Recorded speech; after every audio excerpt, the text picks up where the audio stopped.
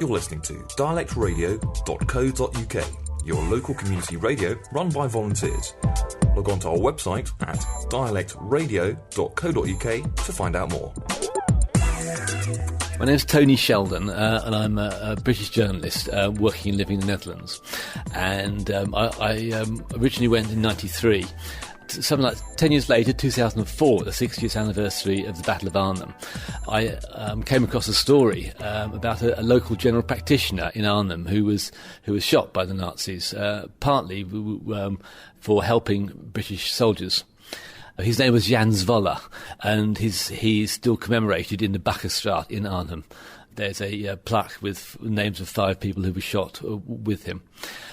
So I then wrote an article for the British Medical Journal, who I work for, about what happened to this general practitioner, and went along to the commemoration and was able to talk to people who had been there at the time, eyewitnesses, who had been teenagers and young adults at the time, and saw what happened and could tell me about their own experiences. One in particular, Wil van Koldenhoven, I interviewed her for a couple of hours because her father was one of 5 who was shot with the doctor. And she explained that there are others like her who were eyewitnesses civilian eyewitnesses to the Second World War Battle of Arnhem, who wished to tell their story. Many hadn't told them before either. Post-war, people just got on with their life and didn't talk about it. Many have been involved for years in the commemorations to welcome veterans and their British veterans from the airborne forces to Arnhem, but have never talked about their own experiences. And I always felt as a journalist that there was a story under the story which hadn't actually been told. Vil put me in contact with other people who were civilian eyewitnesses to the battle. And over a period of 10 years, I gathered together, speaking in native Dutch, about 100 interviews. With that, I was able to also read Dutch diaries, and there's a large number of diaries in the Dutch Institute for War Documentation and also the Gelderland Archive and the Airborne Museum. So there's a huge amount of material there. And what I was able to do, sifting through it, is I realised after a couple of years, really, I had enough material to actually write a daily history, a civilian's history of the Battle of Arnhem. And actually everything fitted together. I had enough eyewitness accounts of what happened when the airborne landed on the Sunday, what happened when they advanced into Arnhem on the Monday, what happened when they were forced back to the Oosterbeek perimeter on the Tuesday. And virtually every hour, there was another incident which was recounted by an eyewitness. Yeah, because I think it's one of those battles which is a bit of a can of worms over the years, and it's attracted a lot of attention from military historians. What did you find out from the civilians about the progress of the battle? The chaos and the fact that nobody knew what was going to happen from one moment to the next. The civilians didn't. The airborne didn't. Nobody knew if A Street was German. This is in Oosterbeek or in the outskirts of Arnhem, or was held by the airborne. People had to react very, very quickly. In particular, from the civilians' point of view, was how there was this makeshift medical services set up for the airborne, mostly the airborne wounded, although also for Dutch civilians and indeed for Germans wounded as well. There was individual homes, such as the Kate de Horst home and others, became dressing stations, but also there's a particular hotel in the middle of Oosterbeek, Hotel Tafelberg, which was set up by a local GP, Dr. Van Maanen, Gerrit Van Maanen, as an emergency field hospital in the event of the outbreak of war, which hadn't been used up to that date, and was set up originally to look after civilian casualties. But on the second day, the British arrived and were able to just walk straight into a makeshift hospital, which the Dutch civilians had set up with bedding and clothes and food and so forth. The British, the airborne then took over most of this hotel as a field dressing station, but there was a large contingent of Dutch civilians, up to 30, some qualified, some just helpers, who cared for the wounded, British, Dutch, Polish and German alike. Without their efforts, then there are a lot of people, a lot of airborne soldiers, a lot of people from the British paratroopers who wouldn't be alive, who wouldn't have survived the battle. So what I learned was that the Dutch civilians played a role. It wasn't an organised role in advance. It wasn't sort of necessarily the underground. Some were in the underground, others were just turned up and did their best. But people reacted. People were happy to have their homes and their cellars turned into emergency field hospitals for the soldiers. There are some peculiar incidents to do with the battle. For example, the fact that the Nijmegen Bridge, which was supposed to have been blown up by the Germans to stop the British advance, didn't get blown up, and also the presence of SS units apparently just resting in the area by coincidence. I wonder if what the civilians have told you can throw any light on incidents like that. Well, firstly, my book is about civilians. It's not about the military. The military aspects have been picked over by hundreds of books over the last 60, 70 years. So I didn't, and I couldn't possibly. For example, the underground. I mean, were they active? Because there were some people who have said actually a lot of the underground were betrayed before the battle. No, the underground were active. Pete van Arnhem had a group in actually within the town of Arnhem. There was an active underground group within the St Elizabeth Gasthuis, the St Elizabeth Hospital, which was able to get injured paratroopers, including General Hackett, smuggle him out after the battle. So they were able to, the underground were able to play a role in helping the injured airborne troops. As far as the actual battle itself goes, there was a call for volunteers in Oosterbeek on the Monday with the Oranje Battalion. And there's something like 30 or so young men just put orange armbands and were given old Lee Enfield rifles and were used as scouts, and they were used to collect supplies that had been dropped by parachute. After 2 days, the British said, "This is too dangerous. If we get overrun, you'll get shot." And they were disbanded, and they then left and took off their orange armbands and went to the Tafelberg and went to the Hotel Schroenoord and helped people, helped in the medical aspects of it. The Dutch were very, very aware of the presence of German troops. They were very aware that General Model, the SS commander, was actually in the Tafelberg. That was his headquarters, and he left before the Dutch arrived to set up the hospital. They were aware of the build-up of armour and etc. Now, why this information wasn't brought out was partly because the British, the underground, the resistance in the Netherlands had been infiltrated a year or two earlier with the Engelandspiel. They had infiltrated the underground, and British agents that were dropped into the Netherlands were murdered or turned. So there were big question marks about the reliability of the Dutch resistance. But in addition to that, there was also a certain arrogance on the part of the airborne. There wasn't a real effective way of engaging the Dutch resistance in helping them as they could have done in as scouts in particular. Help tended to arrive by just an individual say, "I can show you how to get from here to there without being killed by that machine gun, going through this alleyway and down this back garden." So individual actions were able to help, but the British didn't coherently use the resistance to help in their efforts. I mean, this famous thing in Cornelius Ryan's book, A Bridge Too Far, that the underground resistance group in Arnhem had spotted the SS Panther divisions that were on rest and recuperation in Zutphen and some also slightly north of Arnhem. Clearly, it's the evidence suggests that the information was got back to Britain about that. The British had that information, and it was a question of what value that the game gave to it. I think the matter is fairly academic. It's obvious that these Panzer divisions have been retreating from Normandy. They hadn't been destroyed. They were somewhere, and if they hadn't been Holland, they would have been Germany. And Germany is 20 miles away, and there's a perfectly effective rail line. So a lot of the armour that destroyed the First Airborne Division was brought in by train after the landing.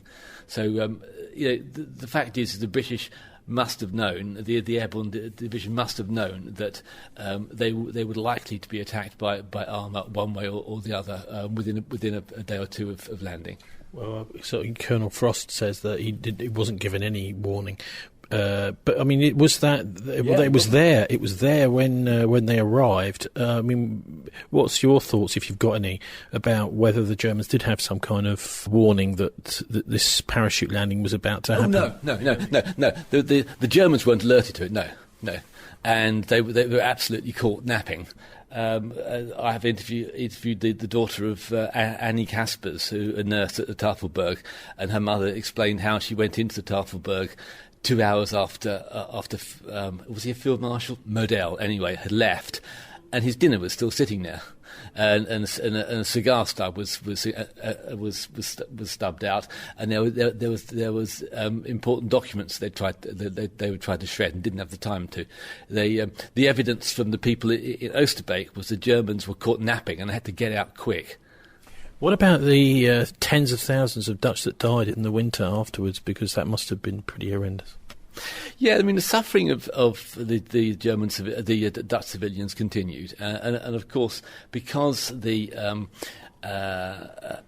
area south of the Rhine were liberated, but north weren't, meant that fuel supplies, coal in Limburg, wood. Was now in short supply north of the Rhine, so heating was a huge problem. From the first day of the battle, Prince Bernhard ordered, as head of the Dutch interior forces, ordered the railway workers to go on strike, and they did. And in retaliation for that, the Germans prevented food supplies being moved around the country. The Dutch railway workers put down tools, and that was it. The railways didn't run. How effective it was, because I suppose they could have been run by Dutch Nazis or the Germans themselves. I don't know. The other thing, of course, is that with a reasonable amount of air domination, there wasn't many trains that could actually pass into Holland at that point. The Dutch certainly paid a heavy price for it, because it meant that food supplies couldn't be transferred to the Randstad. That's the area, the built-up area in the west part of the Netherlands: Amsterdam, Utrecht, The Hague, Rotterdam, Leiden, Haarlem, and that's where the majority of the population was. And there's some interesting statistics about the so many millions of people were eating so many calories. I can't remember them offhand, but it was grim, and thousands of people died in the Hungerwinter. It was okay if you lived in farms in the north and the east, because you could have food. But if you lived in this particular bit on the west coast, then you were in trouble. The Dutch suffered because of hunger. The Dutch suffered because the refugee columns out of Arnhem and Gelderland were strafed by the RAF, bombed and strafed. And I have horrible accounts from civilians of this arbitrary nature of these attacks, and they'd be going along and. So you're saying that this is refugee columns? Why were the RAF attacking them? Well, basically, the RAF and the Allied air forces were attacking anything that moved. Now, the roads were congested, whether out of necessity or because of using human shields. German military transport was mixed up with the refugees on the roads. And now, I'm just thinking, if I was a refugee on the road, if possible, I'd stay well away from any German units. Yes, they tried to do so, but unfortunately, it was not always possible. You need to ask an expert on the RAF from that point of view. What I would say is I have many accounts in my books of people being machine gunned and butchered on the roads out of Arnhem. And the thing is that if you ask the Dutch, they refuse to blame the Allies or the RAF. It was always because there was a German there was a German gun there, was a German soldier there. But they did suffer. They suffered from deaths in evacuation. Of course, the evacuation was forced by the Germans. The whole of Arnhem, Oosterbeek, Renkum, the towns along the north coast of the Rhine were deemed to be a war zone, and everybody was forced to leave. Many Dutch defied that order and stayed for as long as possible, but something like 150,000, if you take, depending on what area you take, were forced to flee north and west and to seek shelter wherever they could. I just wonder if you could just point us to a couple of accounts in your book of the way that the civilians were treated by the Germans during or after the battle. Well, there's a horrible occasion in I think it was Apeldoorn. A woman now in her 80s, I think.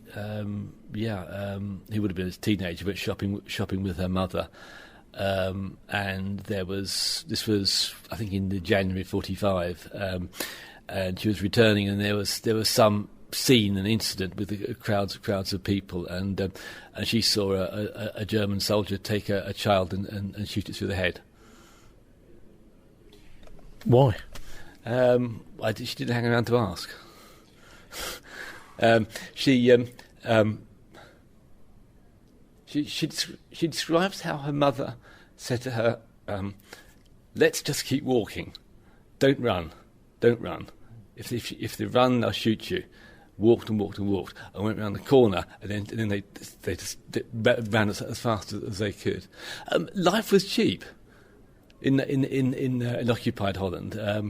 For instance, one of the there was a resistance attack on a man I think called Rauter. Again, I'm not absolutely, it's off the top of my head.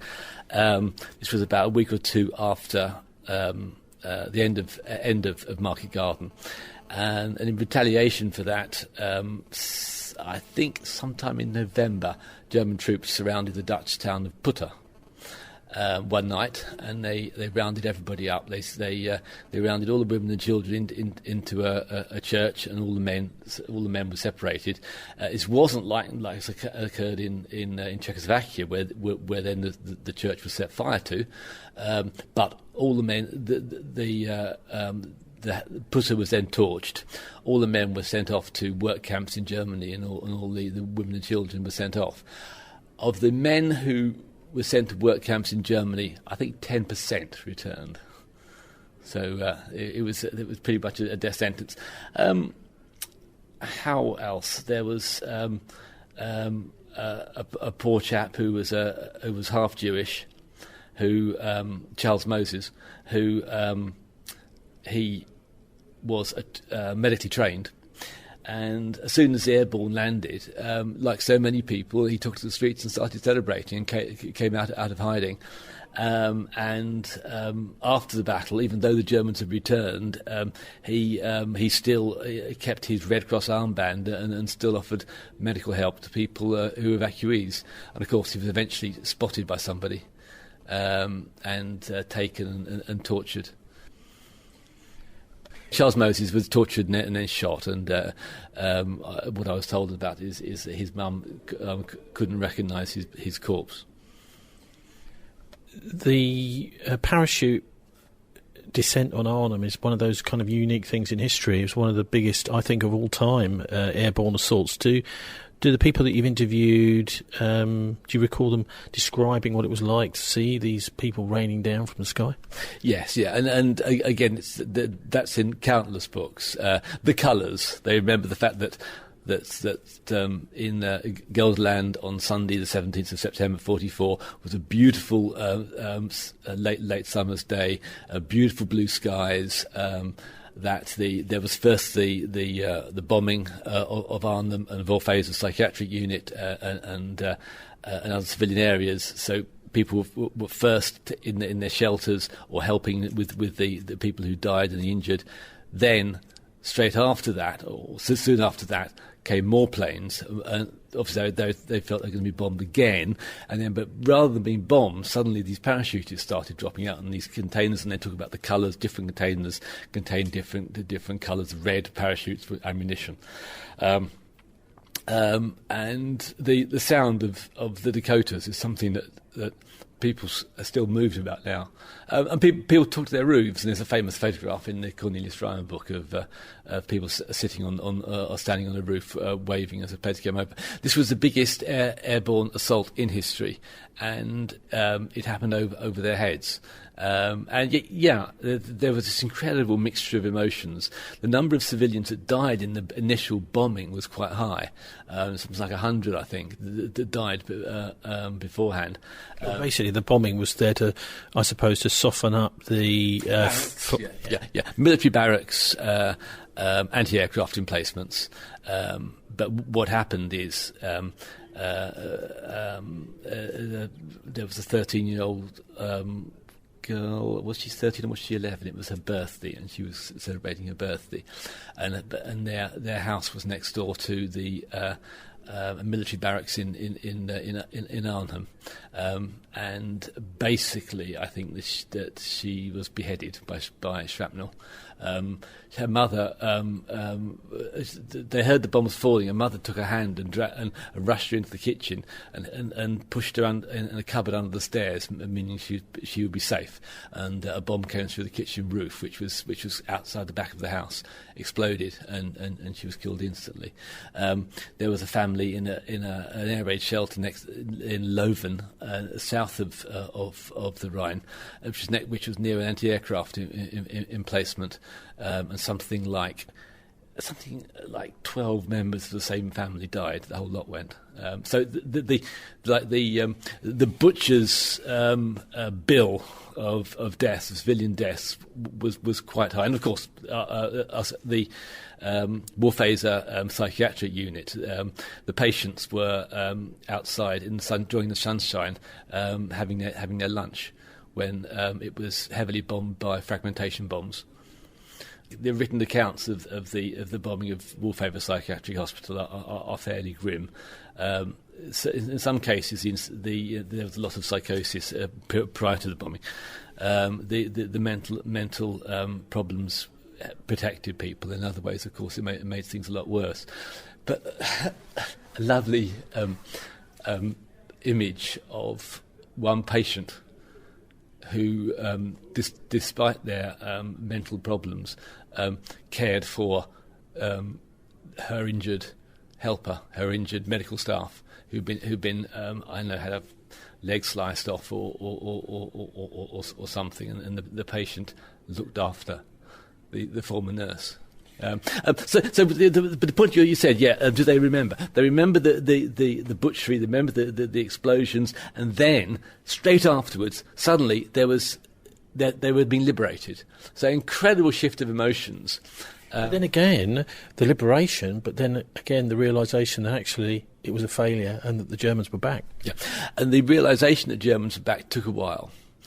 Nobody really believed that the Germans would prevail until they did. And there's a bit in the Cornelius Ryan book where I think it's Klaus or Vosgol in Oosterbeek was asked, "We will win," and they replied, "No, they won't." And it's a famous quote in the Bridge Too Far film.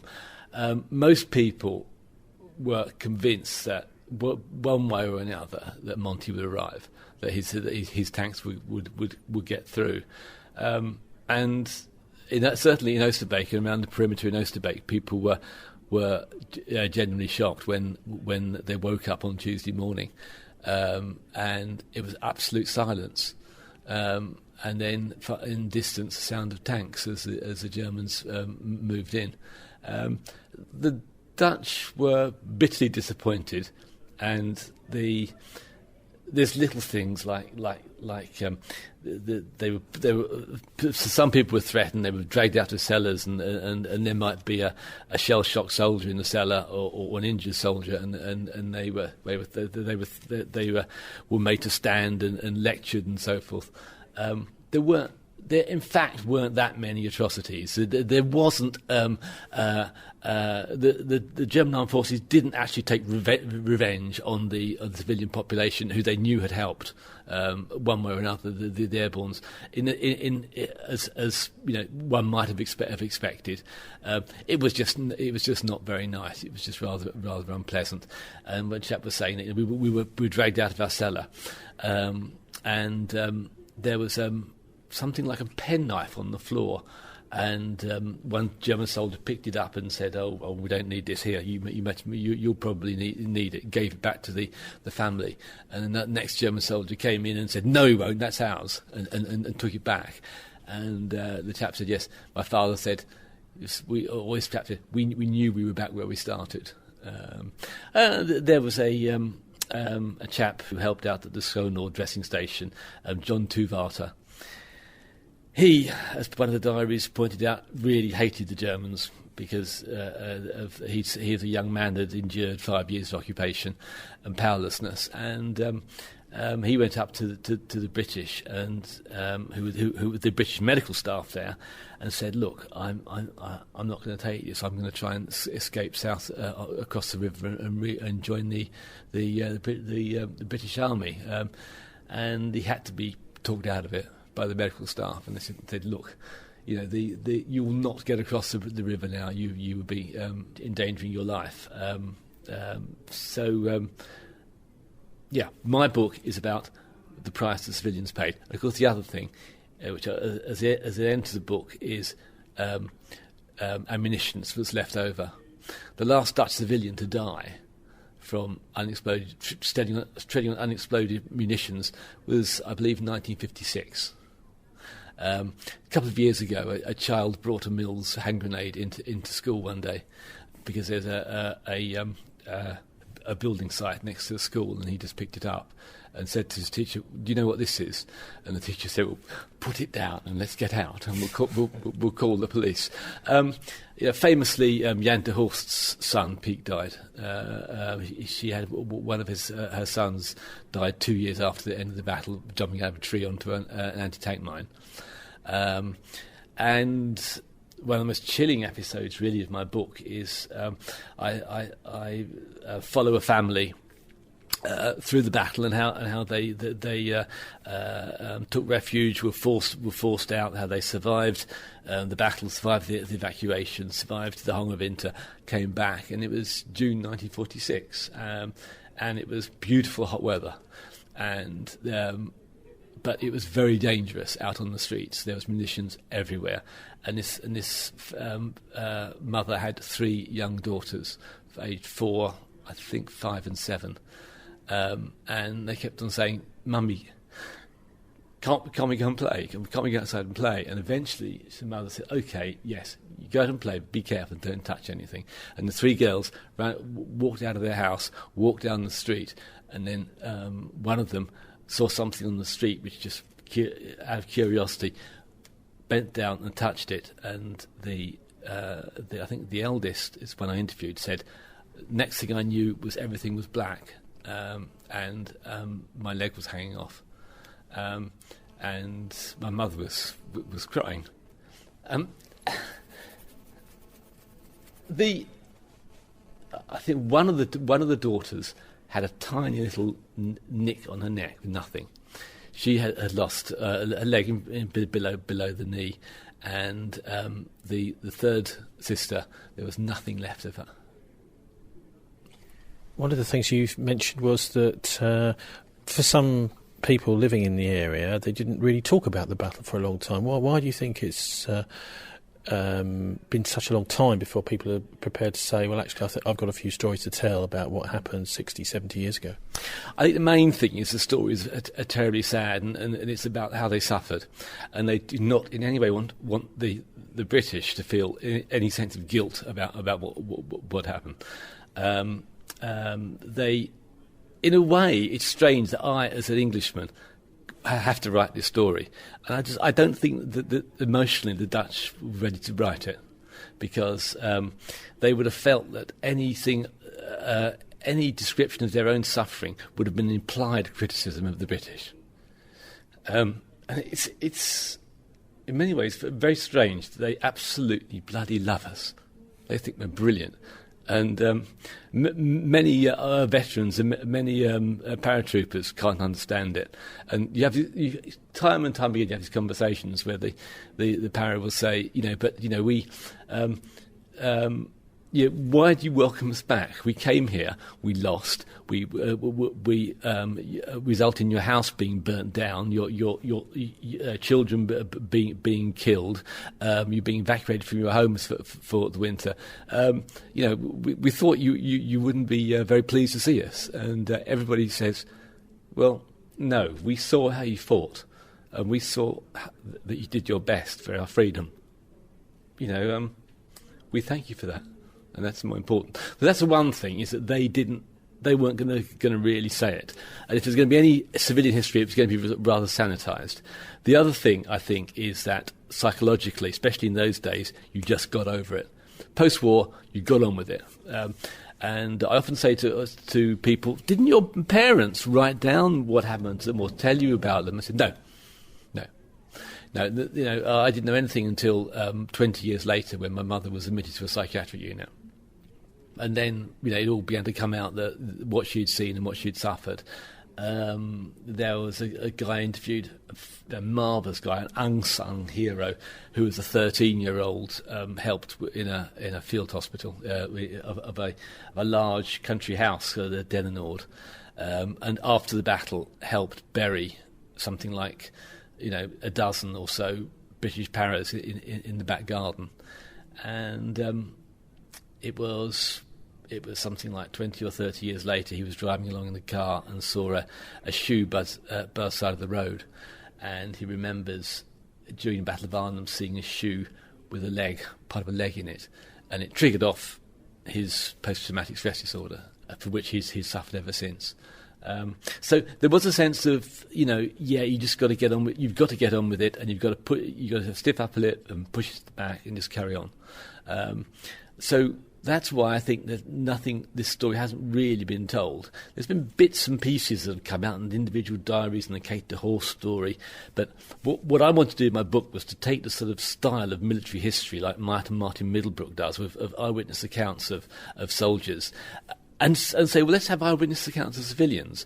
Arnhem, fairly rarely in Second World War battles, Stalingrad and Caen were also the same. Civilians were actually trapped very much within the fighting, and so they did have a front row seat in this horrible battle, and they have a story to tell. And so what I was able to do was to piece together all the individual little stories to make a coherent narrative of the Battle of Arnhem through the eyes of the Dutch civilians. And I don't try and really come up with any great revelation about what happened to the battle or what didn't. Perhaps, if anything, the message is to say to the British reader, look what the Dutch actually did for you and did for your countrymen, because it was a hell of a lot. It might not have been an organised underground movement. It was that some woman now in her 90s, during a battle under fire, a battle between the British Airborne and the SS Panzer divisions, had the temerity to get a wheelbarrow out of the garden shed, carry a wounded English officer into the wheelbarrow, and then wheel him back half a mile to a dressing station where his life may or may not have been saved. Just remind us of the title, because it's a pity it's not available in English, so if you can give us a Dutch and English title. Yeah. The book is called De Verschrikking van de Nacht, or The Terror of the Night, and it is a quote from the famous psalm in the Bible, I think it's 92, which was, thou shalt not fear the terror of the night, nor the arrow that flies by day. A psalm which was, according to the diaries, was repeated in trenches and cellars and things during the Battle of Arnhem. The Terror of the Night, in English, will be the translation to it. The idea was and still is being hawked around British literary agents, and I'm told there's no market for it in the UK. I went to the Netherlands. I went to an agency, and they got it published straight away, translated into Dutch, and it's since its publication publication February of last year. It's sold about 1,500 copies, which is a reasonable amount for a book of this nature. But most of all for me is that I've given talks, and I've had people come to me afterwards in tears say, thank you, because you gave me back my father. I never knew what happened to him, and now I know. And he never talked about it. That's all for this week. Dialects, Bristol's first weekly MP3 podcast. If you're online, you could subscribe to our emails or download the podcast from dialectradio.co.uk. Thanks to our guest, Nick Connor, who's a guardian in an former old people's home, owned by Bristol City Council, in court on the 12th of January. Also, you just heard there from Tony Sheldon. He's a British journalist living in Holland who's written a book in Dutch, In the Terror of the Night, and he hopes to be publishing it in English soon. It's all about Operation Market Garden, the civilian side of the Battle of Arnhem in September 1944, the attempt to liberate Holland. Also, thanks to studio engineer Dave Bazanko. Dialects, a Bristol broadband co-op production. Catch us on Bristol Community FM 93.2 every Tuesday at noon, and anyone can contribute. Contact us through the People's Republic of Stokes Croft, just off Jamaica Street, on 0117 909 6897 or prsc.org.uk. And if you want to volunteer, go to Volunteering Bristol. That's one word, volunteerbristol.org.uk. They've also got a phone number, which is 0117 989 7733. That was Dialect, and I'm Tony Gosling, wishing you a very good week. Thanks for listening. Till the same time next week. Goodbye for now.